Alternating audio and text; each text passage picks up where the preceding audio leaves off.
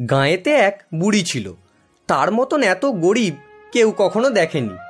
ভিক্ষা করে সে যে কটি চাল পেত, ভাত রেঁধে 4টি রাতের বেলা খেত, বাকিগুলি পরের দিন সকালের জন্য জল দিয়ে রাখত। সব দিন পান্তা খেত বলে তার নাম ছিল পান্তা বুড়ি। একবার সেই গাঁয়ে এক চোর এসে উপস্থিত। বুড়ির পান্তার সন্ধান পেয়ে সে রোজ রোজ তা খেতে লাগলো। চোরের জ্বালায় বেচারি তো অস্থির। একদিন বুড়ি রাজার কাছে নালিশ করতে চলল। যেতে যেতে পথে দেখলো একটা বেল পড়ে আছে। বেল জিজ্ঞাসা করলো, বুড়ি বুড়ি কোথায় যাচ্ছ? চোরে আমার পান্তা খেয়ে নেয়, তাই রাজার কাছে যাচ্ছি নালিশ করতে। ফিরে যাওয়ার সময় আমায় নিয়ে যেও। আচ্ছা।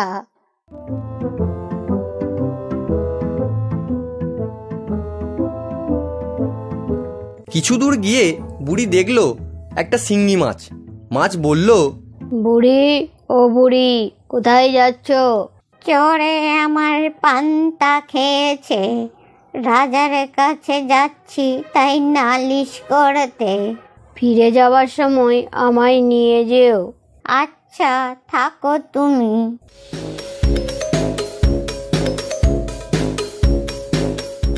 আর কিছু দূর গিয়ে বুড়ি একটি ছুঁচকে দেখতে পেল। ছুঁচ বলল, বুড়ি বুড়ি কোথায় যাচ্ছ? চোরে পান্তা খেয়েছে, রাজার কাছে নালিশ করতে যাচ্ছি। ফিরে যাবার সময় আমায় নিয়ে যেও। আচ্ছা বেশ বেশ।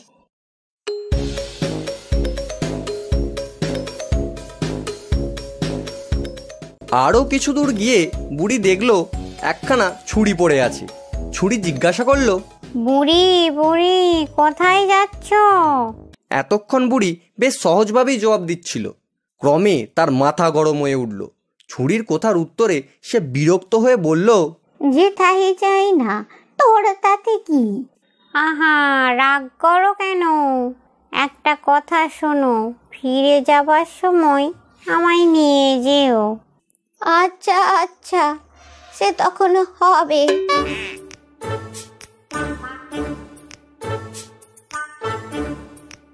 শেষে রাজবাড়ির কাছাকাছি গিয়ে বুড়ি দেখলো পুকুর ধারে একটা কুমির পড়ে আছে। কুমির বলল, বুড়ি বুড়ি কোথায় যাচ্ছ? বুড়ির মেজাজ তখন আরো গরম। বলল, তোর কি? যেথা খুশি যাচ্ছি, জমের বাড়ি যাচ্ছি, তুই যাবি? বাপরে বাপ, একেবারে যে আগুন।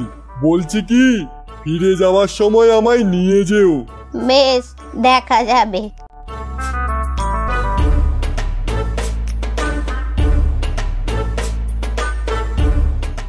এই যে বুড়ি, গট গট করে কোথায় যাচ্ছ? রাজা মশাইয়ের অনুমতি ছাড়া কেউ ঢুকতে পারে না। আমি যাচ্ছি রাজা মশাইয়ের কাছে নালিশ করতে। ওরে বাবা, আরে আরে রাজা মশাই নেই তো নালিশটা করবে কার কাছে? রাজা মশাই গেছেন শিকারে, তোমার নালিশ শুনবেটাকে? ও মা, একেই বলে কপালে না থাকলে কি ঠক ঠকালে হবে কি? এরপর বুড়ি লাঠি হাতে ঠক ঠক ঠক ঠক করতে করতে বাড়ি ফিরে যাচ্ছে।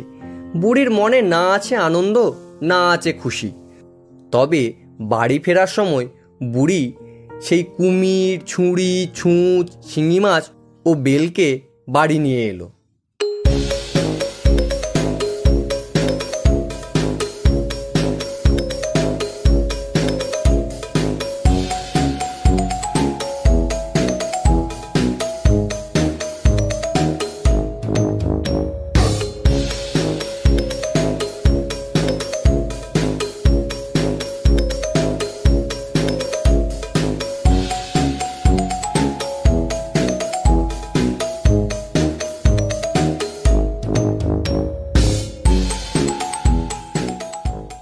কুমির বলল, এ বুড়ি, আমায় ঘাটে বেঁধে রাখ। আচ্ছা, তবে তুমি ঘাটেই থাকো। ছুরি বলল, আমায় উঠানে ঘাসে ফেলে রাখো। তোমার যদি তেমনই শখ হয় তাহলে থাকো এখানে পড়ে, দেখবে এতেই কাজ হবে। ও বুড়ি, আমাকে বের করবে কখন? তোমারও বুঝি ছোলায় আর মন টিকছে না? দাঁড়াও দাঁড়াও, বের করছি। বাহ, এই জায়গাটা তো বেশ, আমাকে তুমি এইখানেই রাখো। তোমার আবার এই জায়গাটাই ভালো লাগলো? হ্যাঁ হ্যাঁ, আমাকে বরং তুমি ওই দেওয়ালেই পুঁতে রাখো।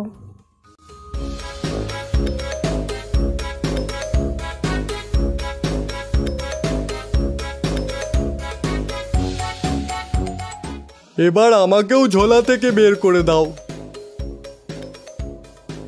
তোমায় কোথায় রাখি বলো তো? আমাকে তুমি উনুনের ভেতর রাখো। দেখে দেখে তোমার ওই জায়গাটাই পছন্দ হলো? তাহলে থাকো এখানে পড়ে। তা তুমি বাপু কেন একা আর ঝোলাই থাকো? তুমিও গুটি গুটি বেরিয়ে এসো। আমাকে বরং তুমি তোমার ওই পান্তা ভাতের ভেতরেই রাখো। বেশ বেশ, তবে তুমি ওই হাঁড়ির মধ্যেই থাকো। যার যেমন ইচ্ছা তাকে সেভাবে রেখেই বুড়ি রাতে ঘুমিয়েছে। এমন সময় চোর এসে উপস্থিত।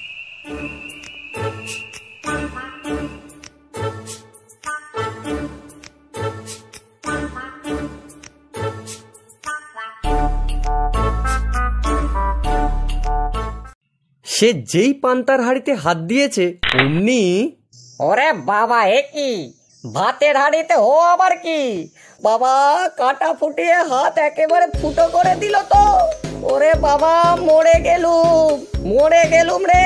ওরে বাবা, হাতটা টন টন করছে, টন টন করছে। যাই একটু আগুনে হাতটা তাতিয়ে নি। এসো না এসো, এমন তাতান তাতাবো যে আর কিছু হাতাতে পারবে না। হ্যাঁ,